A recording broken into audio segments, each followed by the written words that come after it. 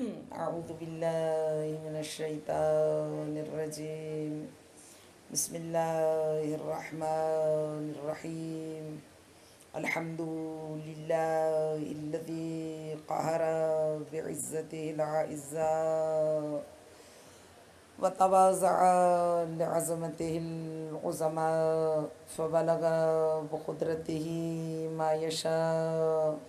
الحمد لله الذي هدانا لهذا وما كنا لنهتدي لولا أن هدانا الله.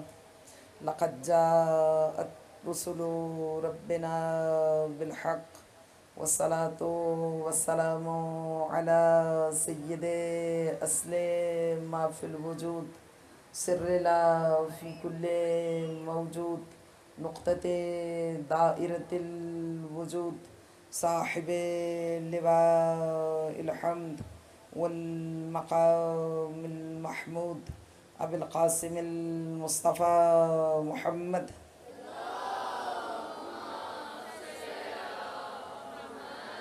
وعلى أهل بيته الطيبين الطاهرين المعصومين الذين أذهب الله عنهم الرجس وطهرهم تطهيرا.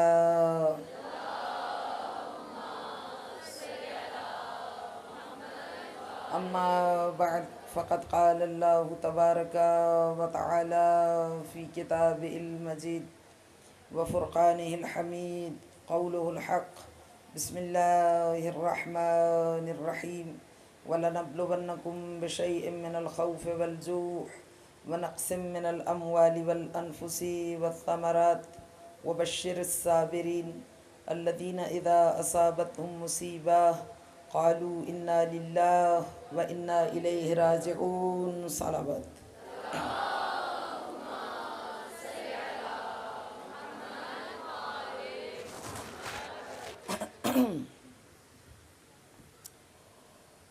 ہماری گفتگو 1443 ہجری قمری کے محرم الحرام کی مناسبت سے برپا کیے جانے والے عشرہ اولیٰ کے اس سلسلہ مجالس میں آزمائش ہے. آزمائش کے عنوان و موضوع پر ہم آپ سے مخاطب ہیں. خالق کائنات نے آزمائش کو حیات بشر میں ایک لازمی امر قرار دیا ہے. اس کاروان نوع انسانی کو بلا و ابتلا و آزمائش و امتحان و مشکل سے گزرنا ہی ہے. اور مولا کائنات علی بن ابی طالب علیہ السلام نے نہج البلاغہ کے خطبے میں ارشاد فرمایا والذی بعثہ بالحق لتبلبلن بلبلتن ولتغربلن غربلتن. تمہیں حق ہے، اس قسم ہے اس خدا کی جس نے حضور ختمیہ مرتبت کو حق کے ساتھ مبعوث کیا. لَتُبَلْبَلَنَّ بَلْبَلَةً وَلَتُغَرْبَلُنَّ غَرْبَلَةً. بڑی ہی خوبصورت تعبیر ہے. تمہیں جیسے ٹی لیوز کو سیپریٹ کیا جاتا ہے، چھلنی کے ذریعے سے فلٹر کیا جاتا ہے، اس طرح تمہیں آزمائشوں کی چھلنی میں ڈال کے چھانا جائے گا تاکہ صالح فاسد سے جدا ہو جائے، نیک بد سے جدا ہو جائے، مومن منافق سے جدا ہو جائے، اچھا برے سے جدا ہو جائے، وفادار خائن سے جدا ہو جائے. خالق کائنات تمہیں اتنی شدت اور سختی سے لَتُبَلْبَلُنَّ لَتُغَرْبَلُنَّ اتنی سختی سے تمہیں آزمائے گا. آزمائشات و ابتلاعات میں قرآن کریم کی ایک آیت ہے، غالباً سورہ مبارکہ اعراف کی آیت ہے، جس میں خالق کائنات نے ارشاد فرمایا وَلَوْ أَنَّ أَهْلَ الْقُرَىٰ آمَنُوا لَفَتَحْنَا عَلَيْهِمْ بَرَكَاتٍ مِّنَ السَّمَاءِ. اگر یہ بستیوں میں بسنے والے لوگ ایمان لے آئیں وَاتَّقَوْا، لیکن صرف ایمان نہیں. ہم سب کی غلطی یہ ہے کہ ایک چیز ہے دوسری مسنگ ہے، یا عقیدہ ہے عمل نہیں، یا عمل ہے عقیدہ نہیں. آمنوا واتقوا، اگر کسی پیکر خاکی میں ایمان اور تقوی دونوں جمع ہو جائیں تو وہ مشکات نور بن جاتا ہے. تم میں ایمان اور تقوی دونوں جمع ہو جائیں تو لفتحنا علیہم، ہم بارش کر دیں گے تمہارے اوپر آسمان اور زمین کے تمام ارزاق کی، فراوانیوں کی بارش کر دیں گے تمہارے اوپر. لیکن اگر تم میں ایمان اور تقوی، خالق کائنات یہ چاہتا ہے امتثال امر مولا ہو، اس کی اطاعت ہو، اس کے فرامین اور اس کے احکامات پر عمل ہو، اس کے احکامات کی بجا آوری کا مرحلہ شروع ہو. انسان مومن وہ ہے جو اس کی بارگاہ میں سر تسلیم خم کرے. مومن کون ہے؟ معصوم سے جب پوچھا گیا ایمان کیا ہے، اسلام کیا ہے، عقیدہ کیا ہے، تو آقا نے ارشاد فرمایا کہ اسلام تسلیم ہے. تسلیم کیا ہے؟ سیلف سرینڈر، خود سپردگی، اپنے آپ کو تسلیم کر دینا اوامر الہی کے سامنے، سراپا تسلیم ہو جانا، سر تسلیم خم کر دینا. یہ خالق کائنات ہم سے تقاضا کرتا. خلق الانسان ضعیفا، ہم کیا ہیں، ہماری حیثیت کیا ہے؟ اولہ نطفہ آخرہ جیفا، ابتدا قطرہ نجس ہے، انتہا مردار گندیدہ ہے، اور درمیان میں جو زندگی، جو ذریعہ حیات ہے، خون، وہ نجس ہے. انسان نجاستوں میں گھرا ہوا. کسی نے سلمان فارسی سے پوچھا تھا من انتا وما انتا، تنزیہ خطاب تھا، تو کون ہے، تو کیا ہے؟ تو سلمان مکتب اہل بیت کے تربیت یافتہ، سلمان و منا اہل البیت کے مصداق ہیں. لہٰذا سلمان نے جو جواب دیا بڑے تحمل سے جواب دیا، لیکن ایسا جواب دیا کہ اس کو لاجواب کر دیا. کہا اما اولی و اولو کا فنطفۃ قذرہ و آخری و آخرو کا فجیفۃ منتنہ. کہا میں اور تم کیا ہو سکتے ہیں؟ اس نے تو سلمان کو طنز کیا تھا نا کہ اہل بیت چونکہ سلمان کو بڑی عزت دیتے ہیں، خطاب دیتے ہیں سلمان منا اہل البیت، تو اس نے جناب سلمان کو ڈی گریڈ کرنے کے لیے کہا من انتا ما انتا، تو کون ہے، تو کیا ہے؟ سلمان نے کہا کہ اما اولی و اولو کا فنطفۃ قذرہ، میں اور تم کیا ہی ہو سکتے ہیں، ہم ہو ہی کیا سکتے ہیں. میری اور تمہاری ابتدا قطرہ نجس سے ہے، وآخری وآخروں کا، میری اور تمہاری انتہا آخری وآخروں کا جفت منتنا، مردار گندیدہ ہے. تو خلق الانسان ضعیفا، انسان کمزور ہے. برتر وہ ذات ہے اگر ساری کائنات مل کے اس کو جھٹلا دے، اگر جملے کائنات کافر گردد بر دامن کبریایش گرد نہ نشیند، اگر ساری کائنات اس کا انکار کر دے تو اس کے دامن کبریائی کو گرد چھو نہیں سکتی، اس کا دامن کبریائی گردآلود نہیں ہو سکتا. وہ تو غنی مطلق ہی رہے گا، وہ تو بے نیاز ہی رہے گا. فقیر تم ہو، بیگر تم ہو، گداگر تم ہو، محتاج تم ہو، ضرورت مند تم ہو، نیاز مند تم ہو، خواہشات تمہاری ہیں، اندھیروں میں گھرے ہوئے تم ہو. وہ تو نور مطلق ہے، اللہ نور السماوات والارض. وہ تو غنا مطلق ہے، وہ تو بے نیاز مطلق ہے. اسے تمہاری اوبیڈینس کی، تمہاری اطاعت کی، بندگی کی، نماز کی صاحب نہج البلاغہ نے، سعادت بشر کے مولا کائنات نے نہج البلاغہ میں ارشاد فرما دیا. آقا نے فرمایا خلق اللہ الخلق حین غنیا عن طاعتہم، اس نے مخلوق کو پیدا کیا اس عالم میں کہ وہ بے نیاز مطلق ہے تمہارے سجدوں سے، تمہاری عبادات سے بے نیاز ہے. یہ عبادات تمہاری شخصیت کی تعمیر کے لیے، تمہارے کردار کی تشکیل کے لیے، تمہاری روح کی آلودگیوں کو برطرف کرنے کے لیے. یہ عبادات بھی جیسے میں نے عرض کیا کہ یہ آزمائشاتی تو ہیں عبادات بھی.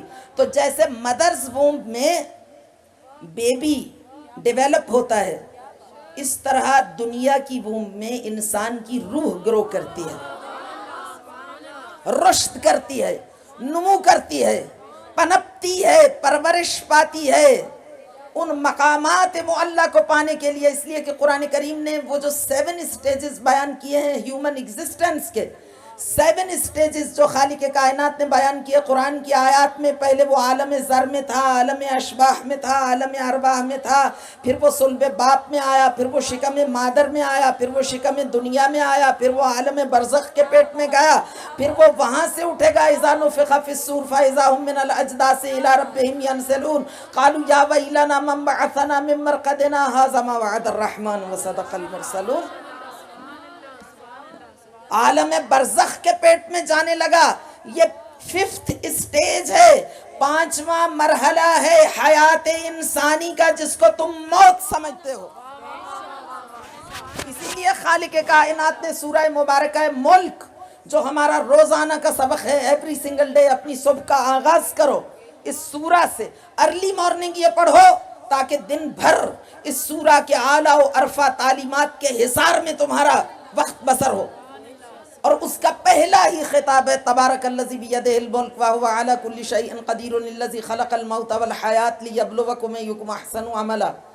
بابرکت ہے، عالی ہے، متعالی ہے، اعلیٰ ہے، عرفہ ہے، اجلا ہے، عمدہ ہے وہ ذات بیدہ الملک، پوری کائنات کی زمام اختیار جس کے قبضہ قدرت میں ہے، پوری کائنات کی شاہی جس کے قبضہ قدرت میں ہے. خلق الموت والحیات، وہ اتنی پاورفل ہے، وہ اتنی طاقتور ہے، وہ ایسی قدرت قاہرہ اور ایسی طاقت ہے کائنات کی کہ خلق الموت والحیات، اس نے موت کو بھی خلق کیا، اس نے حیات کو بھی خلق کیا. تو جو علماء تفسیر ہیں وہ کہتے ہیں قرآن کے تمام کلمات پر، الفاظ پر، زیر زبر پر، حروف پر غور کرو، تدبر کرو، غور و فکر کرو. یہ کوئی بشر کا کلام نہیں، اس میں تقدم و تأخر کے بھی بہت سے معانی ہیں. یہ ذو معنی ہے، کسی چیز کا مقدم ہونا، کسی کا مؤخر ہونا، اچانک نہیں ہے. یہ بشر کا کلام نہیں، یہ سعادت بشر کا زندہ جاوید پیغام ہے قرآن کریم. تو موت کا تذکرہ پہلے کیا، حیات کا تذکرہ بعد میں کیا. خلق الموت والحیات، پروردگار ہماری نگاہوں کے سامنے حیات پہلے ہے، موت بعد میں ہے. تو موت کی پہلے بات کرتا ہے، حیات کی بعد میں. تو علماء تفسیر نے کہا کہ خالق کائنات اس حیات کو حیات نہیں سمجھتا جس کو تم سمجھتے ہو. حیات موت کے بعد اس کی ابتدا ہوتی ہے، یہ حیات نہیں ہے. یہ ایک مرحلہ ہے ان مراحل میں سے، ان اسٹیجز میں سے ایک اسٹیج ہے. یہ 4th اسٹیج ہے. اور جب 5ویں اسٹیج میں جائے گا قال رب ارجعونی لعلی اعمل صالحا فیما ترکت کلا انہا کلمۃ هو قائلها ومن ورائہم برزخ الی یوم یبعثون. جب وقت موت آئے گا تو بلک بلک کے کہے گا پروردگار ایک چانس دے دے، ایک مرتبہ دنیا میں لوٹا دے. لعلی اعمل صالحا، شاید کہ اب میں دوسروں کی کیریکٹر اسیسینیشن نہ کروں، شاید کہ میں دوسروں کو اسلام سکھانے کی کوشش نہ کروں، شاید میں دوسروں پہ کرٹیسائز نہ کروں، شاید میں دوسروں کی زندگی اجیرن نہ کروں، شاید میں دوسروں کو ان کے فرائض یاد نہ دلاؤں، اپنے گریبان میں جھانک لوں کہ میرے فرائض کیا ہیں، میری ذمہ داریاں کیا ہیں، مجھے کس طرح سے معاشرے میں زندگی بسر کرنا ہے. ایک چانس دے دے. اب اس زبان سے غیبت نہ ہوگی، اب تہمت نہ ہوگی، اب دوسروں کی فالٹ فائنڈنگ نہ ہوگی، اب ان کی کیریکٹر اسیسینیشن نہ ہوگی، اب ان کی بیک بائٹنگ نہ ہوگی، اب نماز قضا نہ ہوگی، اب واجبات کی ادائیگی میں کوتاہی نہ ہوگی. خطاب آئے گا کلا، ہرگز نہیں، مہلت ایک ہی بار دی جاتی ہے. تو یہ 5ویں اسٹیج ہے عالم برزخ. برزخ کے پیٹ میں آ گیا. پھر 6ٹھی اسٹیج آئی سورہ مبارکہ یاسین میں مخاطب ہوا ایک بار پھر. فَإِذَا هُم مِّنَ الْأَجْدَاثِ إِلَىٰ رَبِّهِمْ، جب سور پھونکا گیا، من الاجداث قبروں سے نکلے، إِلَىٰ رَبِّهِمْ اپنے پروردگار کی جانب چلے. اب جب دیکھا انظر مرتن عن یمینی و اخری عن شمالی و اذ الخلائق فی شان غیر شانی، دائیں دیکھتا ہے بائیں دیکھتا ہے، کوئی اس کی مدد کرنے والا نہیں، کوئی فریاد رس نہیں. یوم یفر المرء من اخیہ و امہ، ماں بیٹے سے فراری ہے، بیٹا باپ سے مفرور ہے، خاندان بکھر چکا ہے، کوئی نفسا نفسی کا عالم ہے، کوئی کسی کی پرواہ نہیں کرتا. اور حاملاً، وہ قبر سے نکلا مولا نے اپنی مناجات میں سپلیکیشن میں فرما اب کی خروج من قبری اوریانا ذلیلا حاملا ثقلی علی ظہری، اپنی پشت پہ اپنے گناہوں کا بوجھ لادے ہوئے کوئی مدد نہیں کر رہا. تو یہ 5ویں اسٹیج ہے. اس کے بعد میدان محشر میں آیا. میدان محشر کو خالق کائنات نے بیان کیا فی یوم کانا مقدارہ 50,000 سنہ، 50,000 سال تک میدان محشر میں. اور اب اس کی وہ فائنل حتمی اور آخری منزل آئی فی مقعد صدق عند ملیک مقتدر. اب وہ اس کا آخری اور حتمی مرحلہ ہے کہ اگر وہ اہل عمل ہوا تو ازلفت الجنہ، جنت بڑھ کے اسے اپنی آغوش میں لے لے گی، اور وہ فرت مسرت سے میدان محشر میں پکارے گا ہاؤ مقرؤ کتابیہ، اے اہل محشر آؤ ذرا میرے نامہ عمل کا مطالعہ کرو. مجھے معلوم تھا انی ظننت انی ملاق حسابیہ، ایک دن مجھے اس عمل سے ملاقات کرنا ہے، اس لیے میں اتنا کیئرفل تھا، میں نے کوئی غلطی کی ہی نہیں، میرا نامہ عمل اتنا قابل رشک ہے، آؤ ذرا آ کے پڑھو. تو یہ فائنل اسٹیج ہے جس کو قرآن کریم نے بیان کیا. معصوم فرماتے ہیں کہ انسان کی دنیا میں آزمائش ہوگی، اس کی ابتلا ہوگی، اس کا امتحان ہوگا تاکہ وہ ترقی و ارتقاء کے مراحل کو طے کرے. لباس انسان کے لیے باعث زینت ہے یا نہیں؟ لباس انسان کی حفاظت کرتا ہے، لباس انسان کو گرم سرد حالات سے بچاتا ہے، لباس انسان کے بدن کو ڈھانپتا ہے، لباس انسان کے نقائص کو چھپاتا ہے. آپ اپنے لباس کی حفاظت کرتے ہیں. جتنا مہنگا لباس ہو، جتنا خوبصورت ہو، اتنا ہی عزیز ہوتا ہے. اب اگر اس پہ داغ دھبے پڑ جائیں، وہ میلا ہو جائے، لباس میلا ہو جائے، تو آپ کیا کیجئے گا؟ دھلوائیں گے اس کو اس طرح سے دھلوائیں گے کہ وہ اجلا دکھائی دینے لگے، داغ دھبے دور ہو جائیں. اور اگر اس کے داغ دھبے دور نہ ہوں تو پھر آپ اس لباس کو ترک کر دیں گے، اس کی جگہ دوسرا لباس لے لے گا. جب لباس کو دھلوایا جاتا ہے تو میرے بچپنے کے کچھ مناظر میرے ذہن میں ہیں. ایک زمانہ تھا نہروں پر دھوبی جا کے کپڑا دھوتے تھے، گھاٹ ہوتے تھے. فیصل آباد میں ایک جگہ ہے جہاں کی مرکزی آزاداری ہے ہماری یہاں کی، اس کا نام ہے دھوبی گھاٹ. آپ عاشورہ کے جلوس دیکھیے تو فیصل آباد کا مرکزی جلوس کہاں سے نکلا؟ دھوبی گھاٹ سے. ہم بڑا مس کرتے ہیں دھوبی گھاٹ کو. وہ جو دھوبی گھاٹ ہوتا تھا وہاں پہ دھوبی کپڑا دھوتے تھے، کپڑا دھوتے تھے وہاں پر دھوبی. تو وہ دھوبی کپڑے سے وہی سلوک کرتے تھے جو ہماری کمیونٹی اہل ممبر سے کرتی ہے. وہ ڈنڈے اٹھا کے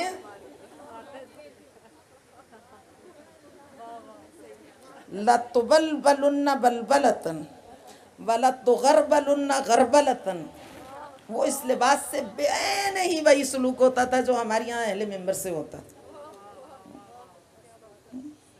وہ سلوک ہوتا تھا اس کپڑے سے، اتنا اس کو کوٹا جاتا تھا.